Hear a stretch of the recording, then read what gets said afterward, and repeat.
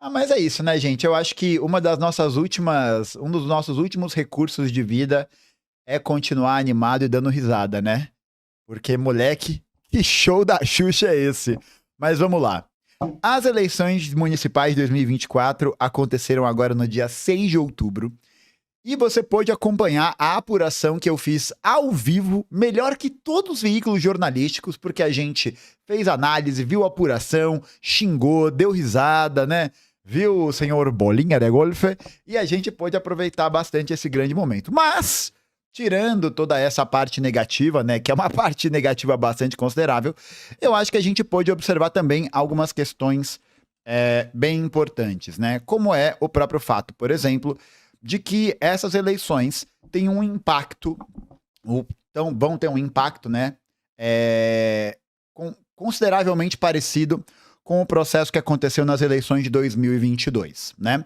Então, esse vídeo aqui é para a gente poder fazer uma análise desse apanhado geral, né? De eu fazer uma análise sobre o que eu penso do cenário futuro, da gente analisar como que foi esse cenário municipal e a gente pensar o que fazer, né? Então, para poder recapitular, né? Eu já falei isso na live de ontem, mas eu vou aqui repetir para quem não estava, que é o fato de que nas eleições de 2022, em que houve a eleição do presidente Lula, a gente acabou acompanhando simultaneamente a esse processo eleitoral uma vitória muito grande do campo liberal conservador, né, do campo do que está convencionando se chamar de direita, né, oposição e blá blá blá blá blá, nas eleições gerais brasileiras, né?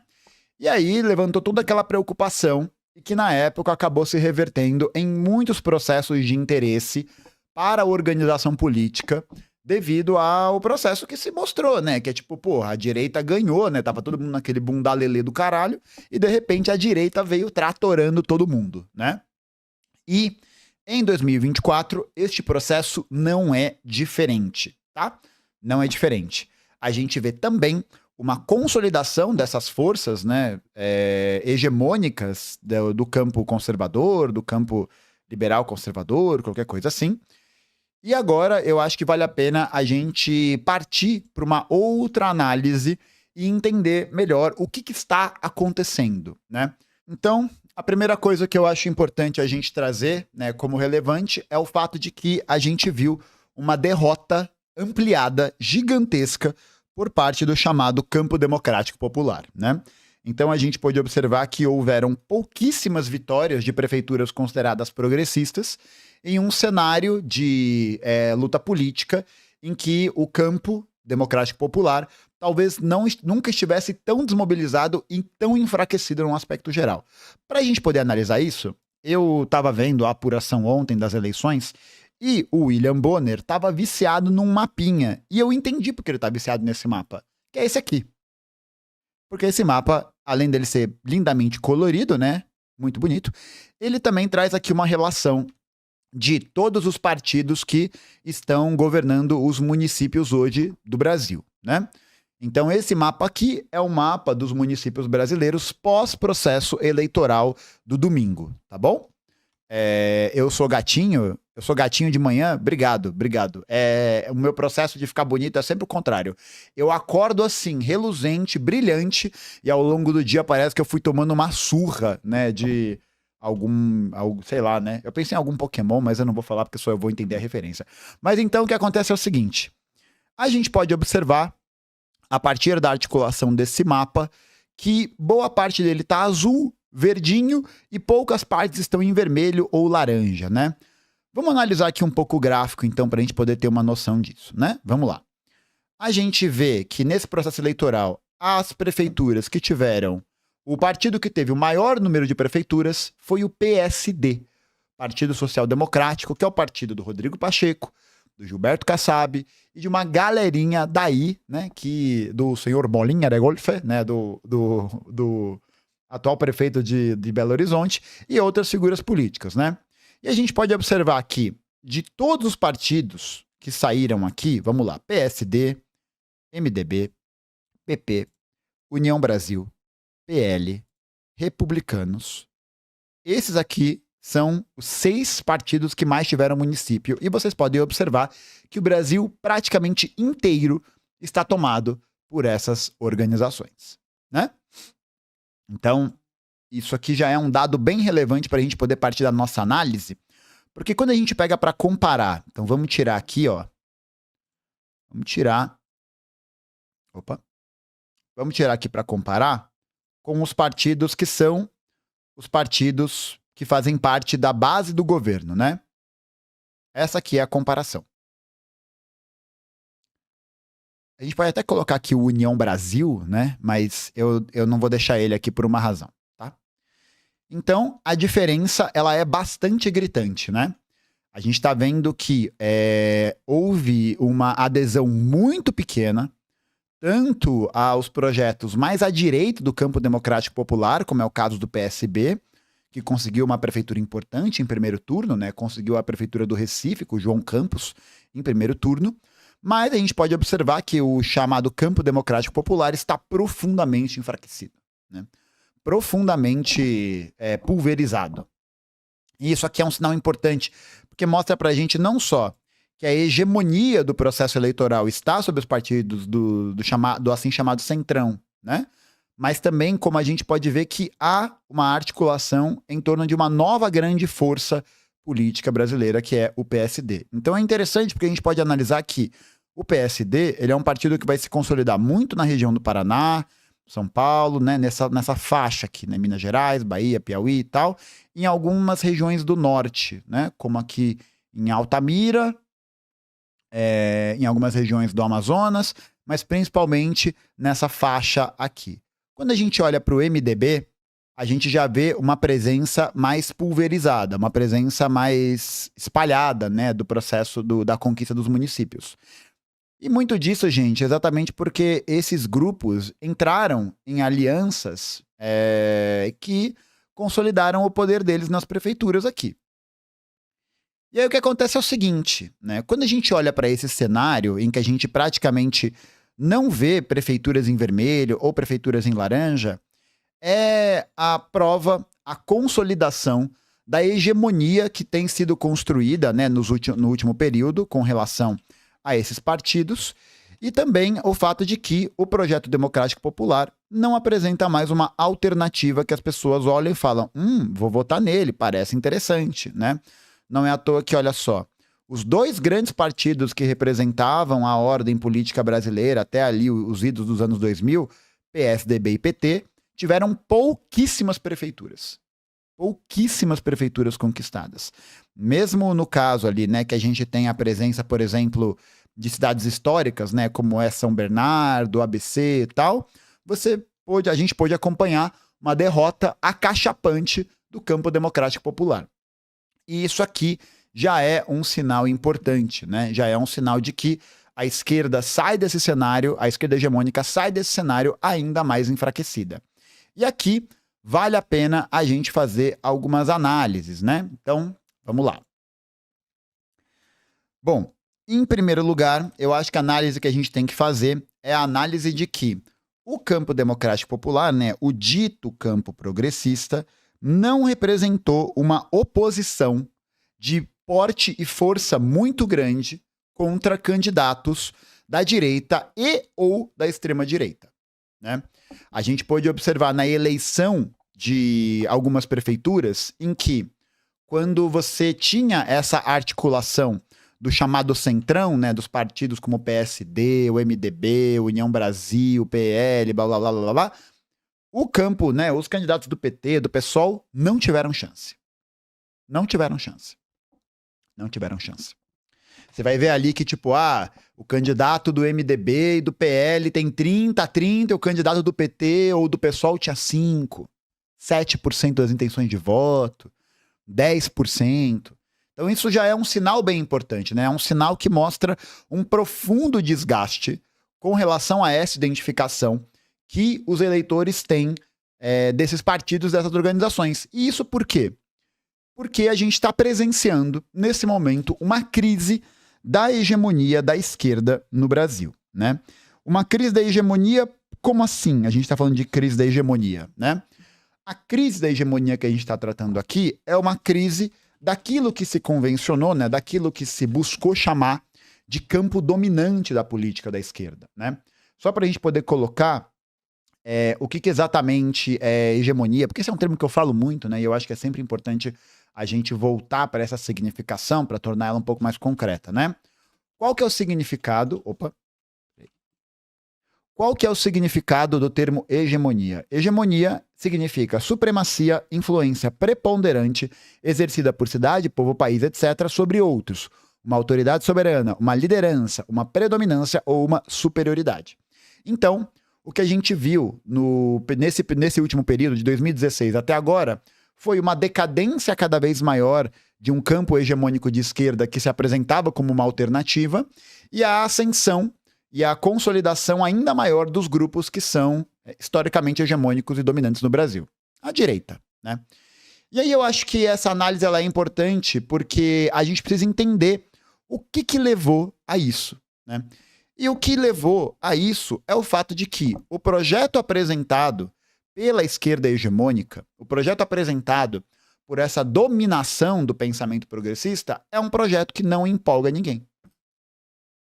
É um projeto que, no final das contas, só expressa a gerência do capitalismo dependente no Brasil, que não apresenta propostas que vão de encontro aos interesses da classe, que não apresenta nenhum caráter de mobilização num sentido combativo, que não apresenta nenhuma característica que possa conferir a ideia para as pessoas de que valeria a pena votar naquele projeto, né? Porque do mesmo pelo mesmo, né, acaba ficando elas por elas, né? Tipo, se o candidato do PT, do PSOL, do Campo Democrático fala quase a mesma coisa que o outro cara que tem a máquina pública, que tem todo o controle ali, né? O partido de direita, tal, né? Se você não tem um projeto engajador, se você não tem um projeto que as pessoas vão se mobilizar, que vão votar, que vão olhar e falar, caralho, isso é real, o que se espera disso, né? E mais uma vez assim, né, gente? Eu vou até puxar aqui o mapa de novo para poder dizer uma coisa que eu falei ontem na live, que é o seguinte, gente, a história, vou até, né, tirar aqui botar aqui os partidos da ordem em primeiro lugar aqui, né? Gente, a história só surpreende quem nada dela entende, sabe? Em 2022 foi a mesma coisa, a galera falando com a esperança de que o campo popular progressista pudesse angariar vitórias e tal, e foi o que foi.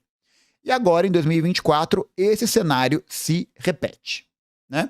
Mais uma vez aí, não há nenhum grau de combatividade, praticamente, do campo democrático popular, dessa hegemonia de esquerda, dessa dominação de esquerda que se construiu no Brasil nos últimos anos, né? E isso porque, concretamente, o projeto desse campo é o mesmo projeto da direita. É o mesmo projeto da direita. É o mesmo projeto da direita. É o mesmo projeto dos conservadores, dos liberais, né? Desses grupos que a gente vê o governo falar mal, né? Os bolsonaristas, não sei o quê, e que o governo tem votado junto em várias propostas, né? Quando você vai olhar, por exemplo, a votação para o corte do benefício de prestação continuada, que afetou principalmente idosos, pessoas com deficiência, pessoas que dependiam desses programas e desse auxílio, o PT e o PSOL, na sua maioria, votou a favor dessa proposta, da mesma maneira que a direita votou a favor dessa proposta. Então, assim, dentro de um cenário em que essas diferenças pragmáticas, em que essas diferenças de programa político são cada vez menores, a gente vê que a supremacia e a dominação dos campos conservadores e consolidados da política brasileira vão se fazer dominantes. Como esperar algo de diferente, gente? Essa é a questão. Como esperar algo de diferente? Né? Como esperar? E é interessante porque a gente observa no discurso de muita gente que saiu vencedora, sobretudo pelo PSD, aquele discurso de precisa acabar a polarização, precisa acabar essa disputa. Por quê?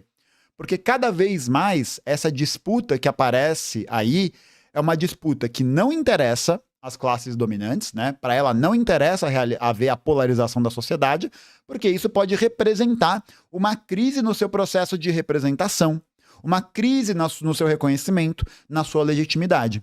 A primeira coisa que o Eduardo Paes disse ao ser eleito no primeiro turno no Rio de Janeiro foi: temos que acabar com a polarização, né? E a gente viu um amplo movimento da esquerda para poder votar no Eduardo Paes e evitar o ramagem, né? Então a gente, mais uma vez, viu a consolidação do discurso do mal menos pior, né?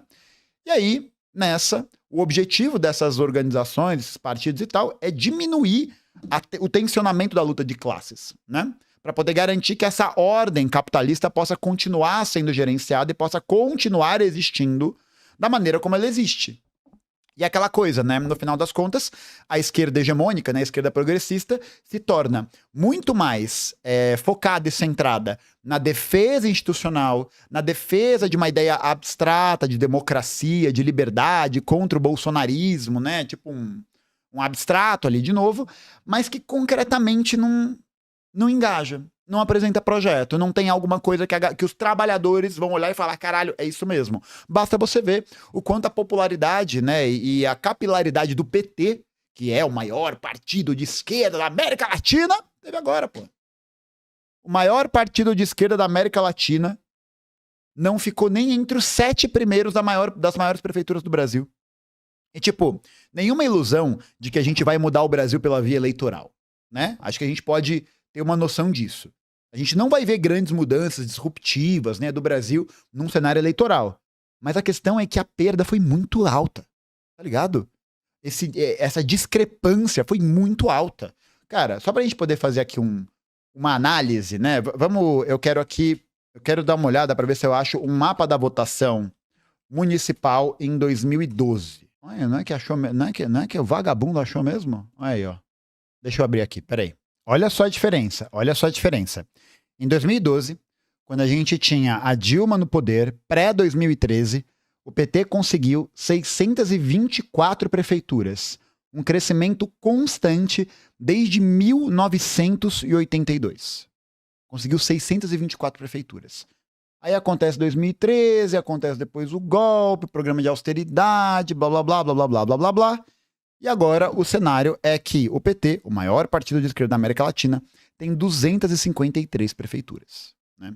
Então, assim, é um cenário que pode ser explicado por uma ideia, e eu vi a Gleisi Hoffmann, né, inclusive falar isso, o partido está em reconstrução porque ele foi vilipendiado, foi muito mal falado nesses últimos anos, e isso provocou uma grande antipatia geral em relação ao PT.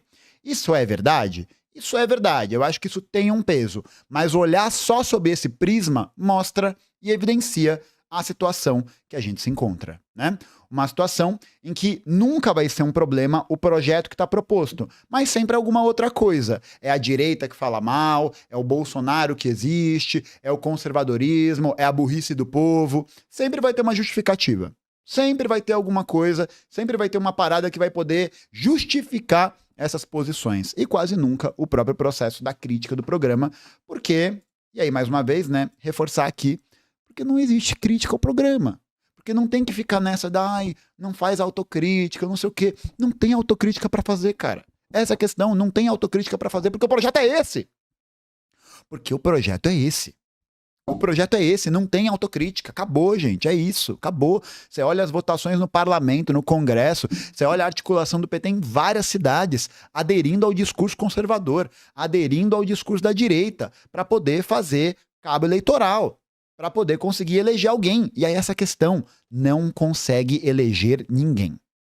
Não consegue eleger ninguém, e quanto mais abre mão do projeto, quanto mais abre mão de um sentido de mobilização, de incutir nas pessoas uma ideia de mudança radical da sociedade, quanto mais abandona essa ideia, mais esse campo da direita, que é contra a polarização, se fortalece, né?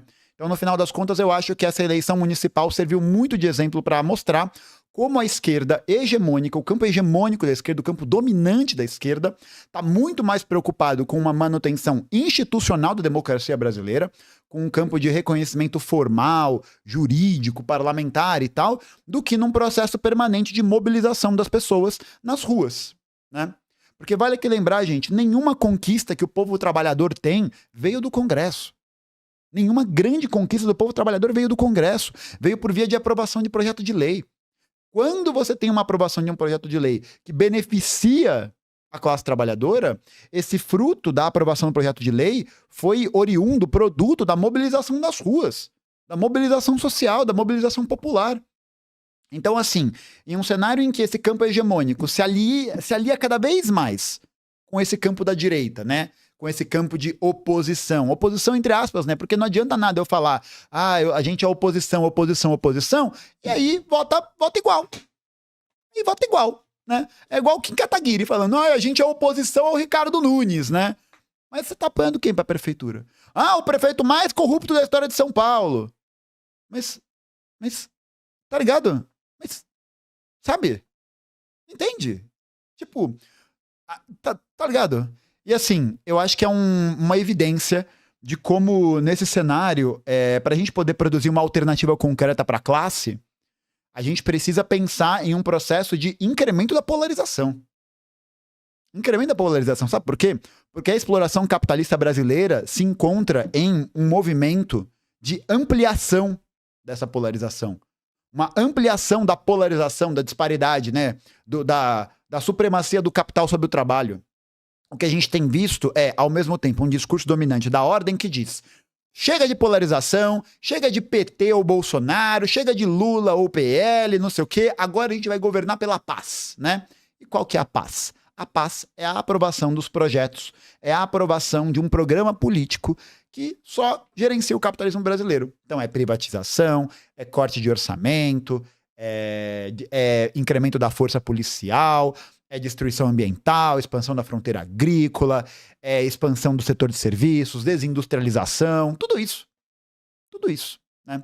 Mas como contrapartida, o que você faz? Você cria um mecanismo político que garante às pessoas o mínimo da sobrevivência, né? O mínimo, e isso cada vez mais atacado, né? Mas o mínimo das condições para que a galera não enche o saco. É isso, né? É isso. Eu acho que o diagnóstico central é esse, né? Porque quando a gente olha pro resultado das eleições municipais, gente, não é mágica. Gente, não é mágica. Não é tipo, não é o Gustavo torcendo contra, os web comunistas torcendo contra. Igual eu tava falando na live ontem. Na live ontem, o Paulo Marçal não foi pro segundo turno. Eu abri a live falando, eu acho que ele vai pro segundo turno. Não foi. E eu estou feliz de ter errado minha previsão. Eu estou feliz de ter errado a minha previsão. Estou feliz. Estou um pouco mais feliz. Sabe? Ótimo que eu errei. Ótimo. Agora, é muito simbólico. Por quê? O Boulos passou pro segundo turno, né? Gente, vamos lembrar de uma coisa, e eu acho que essa pra mim é a grande evidência da crise da hegemonia, de como esse campo está apodrecido. E eu acho que apodrecido no sentido até mais literário mesmo, né? Tipo, no sentido literal de, tipo, o bagulho tá se desfazendo, sabe? O Boulos é hoje a maior figura de esquerda do Brasil, depois do Lula, né? Porque o Haddad ninguém conhece, o Haddad é uma picolé de chuchu do caralho. O Boulos é a maior figura de esquerda do Brasil, do campo democrático popular. Um cara que tem anos e anos e anos e anos de militância. Anos e anos e anos de atuação no movimento popular. E eu não tô nem fazendo uma abordagem política, analisando, não sei o quê. Tô nem falando isso. Mas é um cara que tem representação. É um cara que muita gente tá elegendo como herdeiro do Lula, né? Qualquer merda assim. E o cara quase perdeu. O cara quase perdeu pro Mano. O cara quase perdeu pro Mano que meteu um gesso cenográfico. Quase perdeu pra um cara que ninguém conhecia até 2 meses atrás. Aí você vai falar o quê? Vai falar o quê? Que é uma vitória? Que ganhamos? Não, gente, desculpa. Isso aí é tapar o olho pra realidade. Desculpa, gente. Isso aí é tapar o olho pra realidade. E assim, por um lado você tem um campo que olha pra isso e fala: é uma vitória, conseguimos. O Boulos quase não passou. Quase não passou. Tá ligado? Quase não passou. E em segundo lugar, além de quase não ter passado, a gente tem uma linha que fica muito nesse bundalelê da vitória, se iludindo, né? E do outro, a esquerda que derrotada. Meu Deus, eu não esperava que isso pudesse acontecer, e agora, e agora, e agora. Mano, toda vez a mesma coisa. Toda vez a mesma coisa. E mais uma vez a gente vai ver uma ascensão no processo de interesse na organização, por exemplo, com relação ao PCBR, porque o PCBR a gente tá avisando isso há muito tempo, gente. O cenário não tá bom. O bagulho não tá legal, né? O PCBR chamou voto nulo em várias candidaturas. Tamanho é o buraco. Tipo, não tem nem ninguém que representa nada, nenhum ponto do projeto, nenhum ponto do que tá posto, tá ligado? Então, assim, ou a gente entende que essa hegemonia de esquerda se encontra abalada e faz a disputa a partir daí, né? Para que as pessoas voltem a votar, para que as pessoas voltem a ter uma dimensão de que elas precisam participar politicamente das coisas. Mano, aqui em São Paulo, você teve a maior abstenção de todos os tempos só depois de 2020 na pandemia. Mais de 1.800.000 pessoas não foram votar. Não foram votar. Isso porque elas podem tanto olharem para o sistema político e falarem, caralho, tanto faz, né? Foda-se. E assim, tem como julgar? Vai falar que a pessoa é burra, que a pessoa é tosca? Não. Tipo, a gente sabe que não é tanto faz, não é bem assim e tal, mas na realidade imediata, na realidade ali, mesma coisa. Você olha e fala, mesma merda, tá ligado? Mesma bosta. E, por outro lado, muita gente que não pôde votar porque estava trabalhando. Porque estava na escala 6x1. Porque estava ocupado, porque não podia parar o trabalho para ir votar. Porque foi coagido a votar em outra pessoa porque podia perder o emprego. Aí assim, sabe? E aí você vê alguém desse campo da esquerda falando de redução da jornada de trabalho? Você vê alguém da esquerda falando sobre redução da jornada de trabalho? Ninguém. O que você observa da esquerda é um discurso muito mais de a gente vai conseguir, vai fazer o que dá para fazer. Contra o bolsonarismo, contra o negacionismo, contra a violência, contra tudo, né? E a mobilização pro Partido Operário? E a mobilização da massa? Cadê? Não tem. Não tem. E assim, gente, é só o começo, viu? É só o começo. Eu acho que a gente vai ver novas derrotas em 2026. Novas derrotas acachapantes em 2026. Porque por mais que o Lula tenha sido eleito em 2022... o governo, e com o governo que ele tem realizado até o momento, né? E que e a gente viu isso. Vai sair corte disso muito em breve, em que a popularidade do governo cai cada vez mais. Pode esperar que o cenário é de destruição. É muito negativo. Eu estou bem pessimista. Não me considero derrotado. Não acho que é o nosso fim. Não acho que é o nosso fim, porque o nosso fim é quando a gente morrer, né? O fim é quando morre, né? Aí é o fim. Aí realmente é o nosso fim. Até lá, não. Até lá, não. Até lá, dá pra fazer alguma coisa. Não, talvez não dê pra fazer tudo, mas alguma coisa dá pra fazer. Alguma coisa dá pra fazer. Né? E assim, acho que essa síntese, né, que pra mim a cidade de São Paulo expressou de alguma maneira, eu acho que é uma vitrine pro restante do Brasil. Não porque é referência, mas porque a gente viu um racha na direita. Eu publiquei vídeo sobre isso no Instagram há meses atrás. Racha na direita. Falei sobre isso. Há um racha na direita em curso. Tem um racha na direita em curso. Os setores mais próximos do Congresso, do Parlamento, esse setor meio tecnocrático, meio Tarcísio de Freitas, que é gente do MDB, do Republicanos, do PSD, que é Eduardo Paes, Rodrigo Pacheco, toda essa galera tá migrando, saindo fora do Bolsonaro. Porque viu que o Bolsonaro já é assim, é um processo para ele começar a apodrecer. Tanto que o Nicolas Ferreira declarou apoio ao Marçal em São Paulo. O Nicolas Ferreira declarou apoio ao Marçal e outros setores estão nesse processo de disputa interna. Então, assim, um projeto, né, que apareceu esse ano, né, ele não começa esse ano, mas ele aparece de maneira geral, né, emblemática, esse ano, com o Paulo Marçal. E que quase levou pro segundo turno. Você entendeu? Entendeu? Dá pra ver que tem um outro movimento de direita nascendo aí, né? Porque a galera tenta associar o Paulo Marçal com o bolsonarismo, né? E eu falei isso na live de ontem. Gente, o bolsonarismo não é um fenômeno fora da normalidade da política brasileira. Não é. Presta atenção. Não é. O que se convenciona chamar de bolsonarismo nada mais é do que os setores mais radicalizados do parlamento brasileiro historicamente. É a União Democrática Ruralista dos anos 80, ali do final da ditadura. É o Porão, são os milicos, são os setores mais reacionários do parlamento e que nunca saíram de lá. O Bolsonaro não é uma novidade. O Bolsonaro tá nessa porra desse poder, ficou na porra do poder há 30 anos. 30 anos.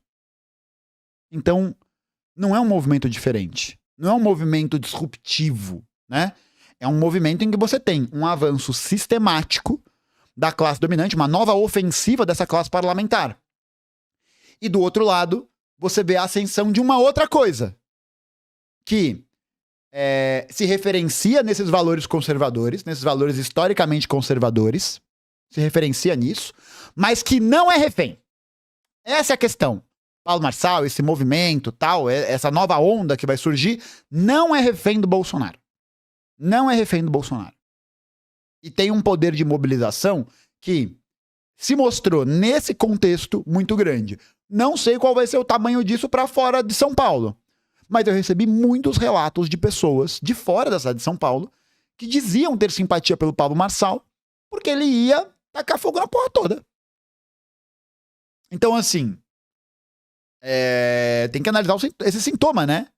A gente precisa analisar o que está acontecendo. E o que está acontecendo é que o campo democrático popular, o campo progressista, não tem mais, não apresenta condições de disputa política para a maior parte da classe trabalhadora.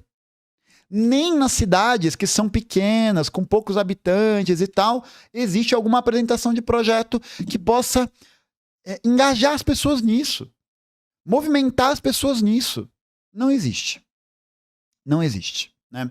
E eu acho que nesse momento é importante a gente ter esse dado, ter essa dimensão, porque se a gente não lidar com a realidade dessa maneira, a gente vai continuar se iludindo. A gente vai continuar se iludindo, gente. Vai continuar achando que, meu Deus, o que será que aconteceu? Né? Nossa, as eleições a galera se fudeu, por que será? Né? Por que será? Vou responder as perguntas aqui do Superchat, vamos lá. Quando a esquerda vai entender que a pauta segurança pública e economia é mais significativa para o trabalhador médio que pautas identitárias? Olha, primeiro, Eliabe, obrigado pelo seu superchat.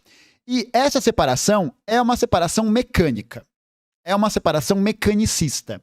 Não é a contraposição dessas duas ideias. Não é ou economia e segurança pública ou debater opressões.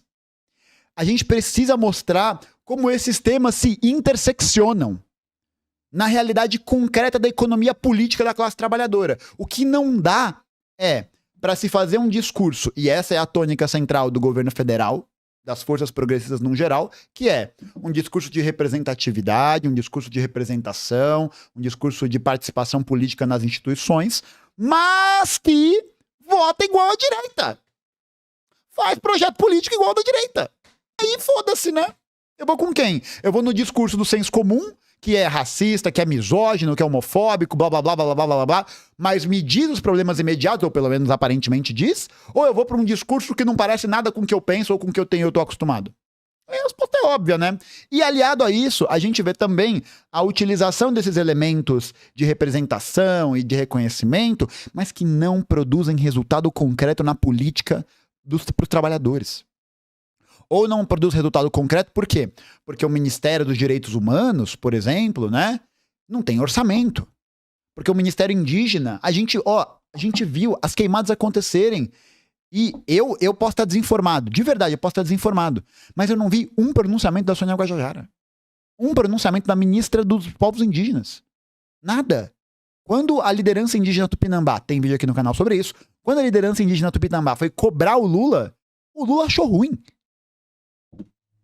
Sabe? E aí do outro lado você tem a galera que se utiliza desse elemento, né? Que vai falar de representação, que vai falar de reconhecimento, de representatividade na manutenção das estruturas. Pô, eu vi um outro projeto, e essa é uma crítica muito fraterna, tá? É uma crítica, enfim, ela pode ser dura, ela pode ser chata, né? Ela pode ser zoada, tal, mas ela é muito fraterna. Ela é muito verdadeira, ela é do fundo do meu coração, de verdade. Eu vi um projeto que foi liderado por uma deputada estadual do Rio de Janeiro. E assim, um marco eleitoral no Rio de Janeiro, uma mulher trans, preta, muito ligada às lutas, aos combates e tal, a Dani Balbi, e ela aprovou um projeto que visava reconhecer, dar acesso para as pessoas de religião de matriz africana nas comunidades terapêuticas. Então, tipo, ao invés de você combater a lógica da comunidade terapêutica, o que você faz? Você produz e incentiva uma política de reconhecimento dentro de uma estrutura que tortura pessoas, que escraviza pessoas. Gente, desculpa, sabe? Aí não dá. Não dá. O que me parece é que esse setor progressista tá virando quase um partido democrata dos Estados Unidos. Mas sem as bombas, né? Mas sem o poderio nuclear. Porque nem isso a gente tem, né? Então, tipo, complexo, né, gente? Porque a questão não é separar essas pautas, não é o que é mais importante e o que é menos importante. Não. É interseccionar isso, é entender como isso se relaciona. Porque é uma coincidência, por exemplo, que os trabalhadores LGBTs são trabalhadores que estão em grau de precarização muito grande. Às vezes muito maior do que a camada regular de trabalhadores, sei lá, de trabalhadores héteros, né, sei lá, alguma coisa assim. É uma coincidência isso? É uma coincidência que a polícia seja mais violenta contra a população preta no Brasil? É uma coincidência? Tá ligado? Tipo, é um dado da realidade? É isso? Aconteceu? Não. Tem uma relação histórica, tem uma relação política. E a grande questão é que para você fazer essa crítica nessa direção, você tem que criticar o sistema. Você tem que fazer uma crítica profunda, uma crítica comunista, uma crítica radical a essa estrutura. Senão você faz uma crítica ao sistema, entre aspas, você fala sistema, aí vale qualquer coisa, né? O sistema. Parece que a gente tá em 1984, George Orwell. E aí, isso vira combustível na cabeça da galera que não tem outra coisa, que olha pra realidade e fala, não, realmente o sistema é uma merda, né? Eu sou roubado, eu não tenho moradia, eu não tenho acesso à saúde pública, eu não tenho educação pública, eu não tenho nada, os políticos estão ganhando dinheiro, os empresários estão ganhando dinheiro, os trabalhadores não estão mobilizados, não sei o quê, e eu tô aqui tendo que fazer o corre, eu tô aqui tendo que empreender, eu tô aqui tendo que vender bolo de pote, pô, eu tô aqui... Pô, isso vai pegar quem no coração? Vai pegar quem? Sabe? Então acho que é isso, a gente não pode fazer essa separação mecânica. Isso é um erro. Isso é um erro. Isso é um erro, tá? É um erro e é uma ilusão achar que o pobre é tosco nesse sentido. Que as pessoas que estão em uma situação de maior vulnerabilidade social o que o trabalhador médio, ele é necessariamente alguém tosco, alguém conservador, alguém zoado desse jeito, né? Ai, mas o trabalhador, ele é conservador, ele tem esse pensamento do senso comum. E é nosso dever quebrar isso. Ai, mas aí é mais difícil. A gente quer a emancipação da classe trabalhadora ou não? A gente pode, né? Falar, só resolve a economia do Brasil. Aí depois o trabalhador, aí depois a gente vê essas outras questões. Não é assim, né? Não é assim. Porque os indígenas, os quilombolas, os LGBTs, as mulheres, os trabalhadores na escala 6x1 precarizados, são as camadas da população que estão sofrendo muito mais com essas intersecções. Tá ligado? Com essa intersecção da opressão do capital e do trabalho, e ao mesmo tempo das violências de gênero, das violências de sexualidade, das violências raciais e tudo mais. Blá, blá, blá. Tá ligado? Não são temas separados. Não são temas separados. Não podem ser temas separados. Não podem. Renan, obrigado pelo superchat. Que porra de projeto, mano? A direita tá cheia de bot moldando a imagem da esquerda pro pobre de TikTok. Olha a quantidade de pobre votando no Paulo Marçal. Não faz sentido. LOL. Cara, claro que faz sentido, velho. O Paulo Marçal ou a direita, no geral, eles têm um mecanismo de expansão das suas ideias, né? Mas por que a esquerda não tem combate a isso? Por que a esquerda não consegue combater isso? Não é que só não consegue combater porque não sabe fazer corte no TikTok, né? Porque não tem estrutura. Porque nem se propõe a combater isso. Nem se propõe. O máximo que faz é dar uma resposta. É responder. Não, eu não fiz isso. Não, isso é mentira, blá, blá, blá. Mas beleza, o que você tá propondo então, né? O que tem aí no jogo pra você mostrar pra mim? Aí fica complicado, né? Porque você fica na disputa com só uma pessoa jogando. Cristian Silva mandou aqui uma pergunta, mas eu já respondi sobre o identitarismo. Gabriel Martins, obrigado pelo superchat. Vereador mais votado de São Paulo só tem pauta identitária. Pois é. O Lucas Pavanato, o forjado na guerra! O forjado na guerra foi o cara mais votado de São Paulo, porra. E é o cara que se elegeu a partir do pânico sobre pautas identitárias. E aí, ao invés da gente contrapor esse cara, de contrapor as ideias dele, de fazer um combate radical a essas ideias, faz o quê? Fala que tem que abandonar a pauta identitária. Gente, tá aí. Tá aí, o dia tá aí, tá aqui, ó. Tá aqui, ó, na cara, tá aí, na cara de vocês, tá na cara de vocês. Tá ligado? Tá na cara de vocês. E o Lucas Pavanato que se elegeu com o apoio do Bolsonaro.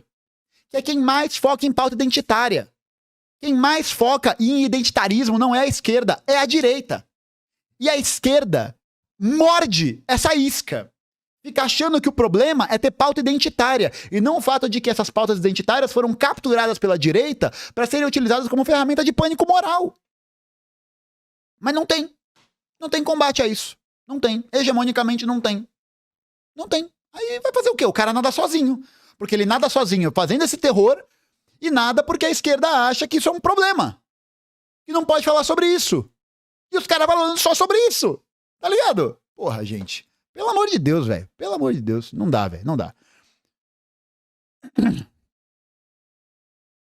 Votei no projeto da Tabata Amaral, que era a candidata mais viável no nosso campo. E o Nunes mais viável à direita. Não votaria em Marçal nem no Boulos.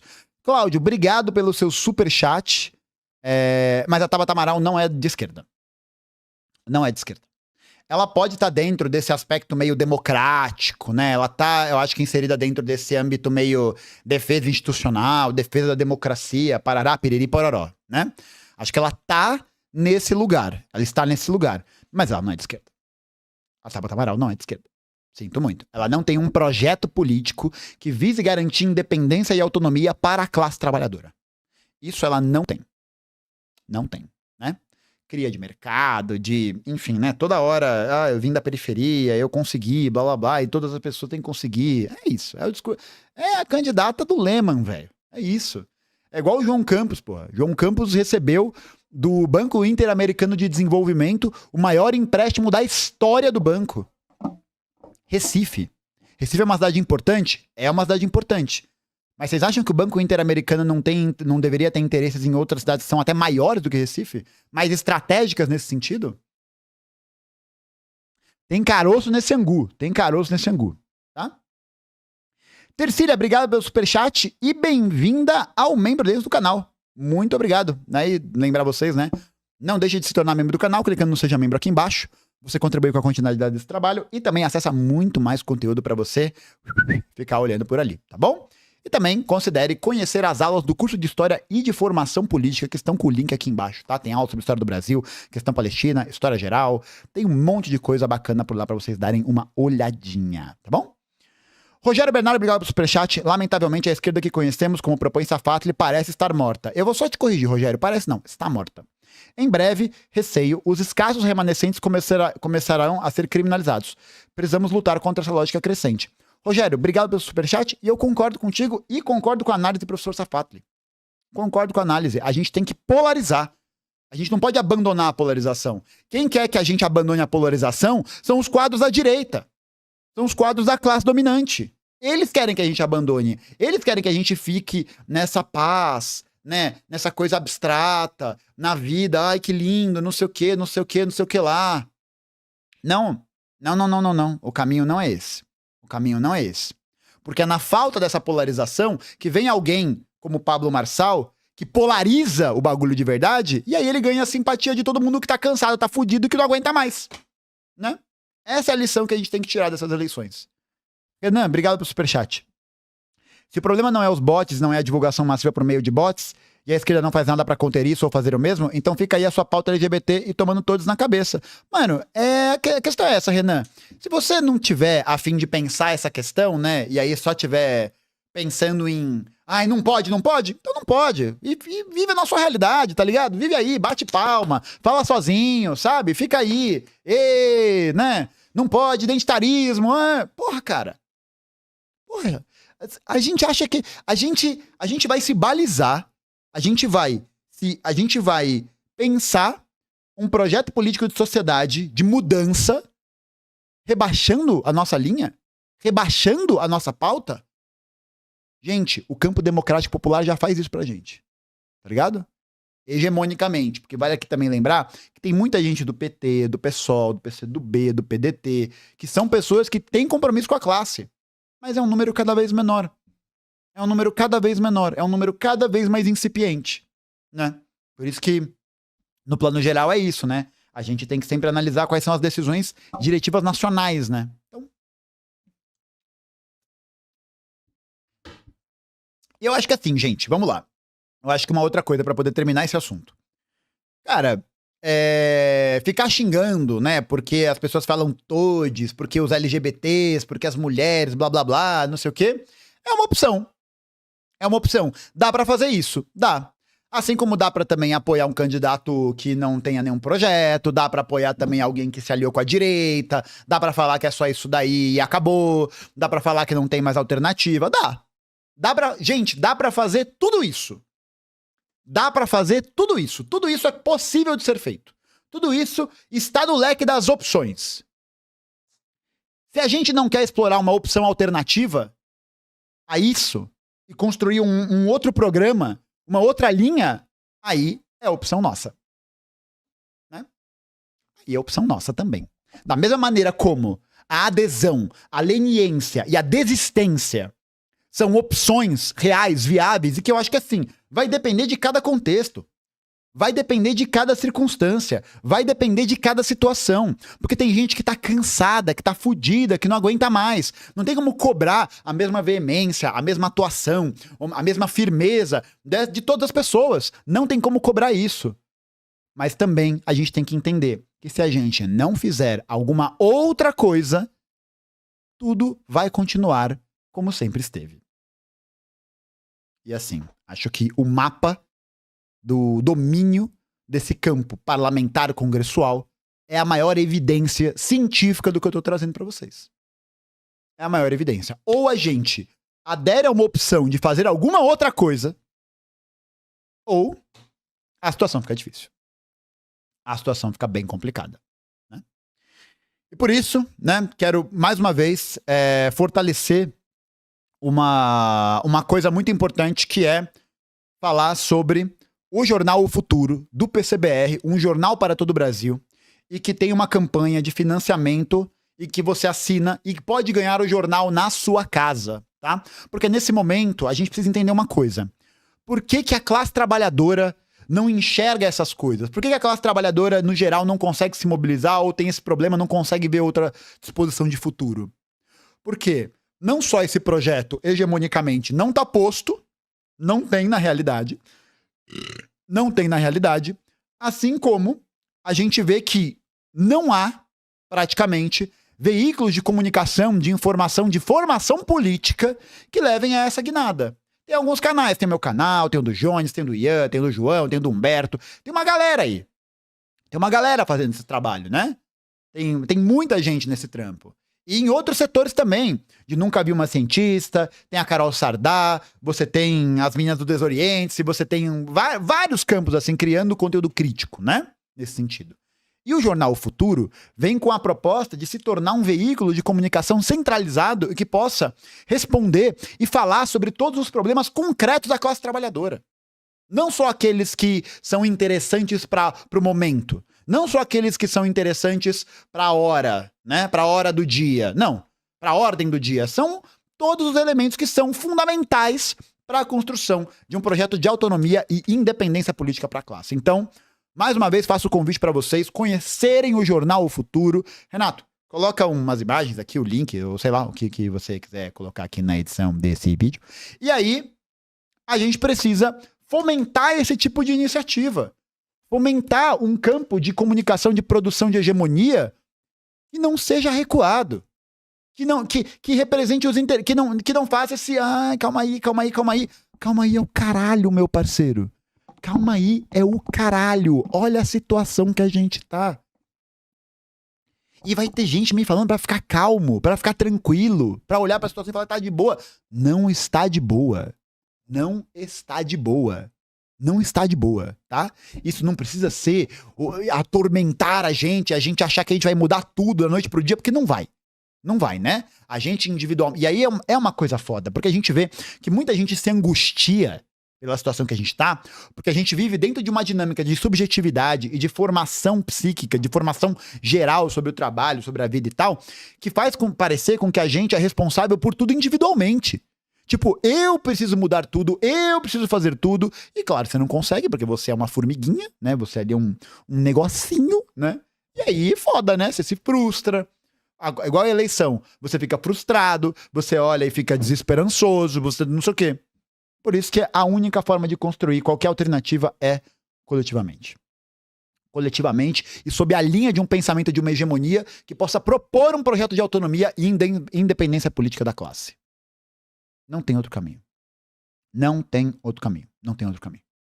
Não existe. Quer dizer, existem outros caminhos. De novo, vou até remodelar. Existem outros caminhos. Existem. Todos eles, fora esse, levam à derrota. Todos eles levam à derrota. E eu não estou fazendo previsão nenhuma, viu? Não estou prevendo nada. Não estou prevendo nada. Nada. É só você abrir a janela e olhar lá fora. É só você ver o mapa da apuração eleitoral. Ele diz muito mais sobre isso do que eu.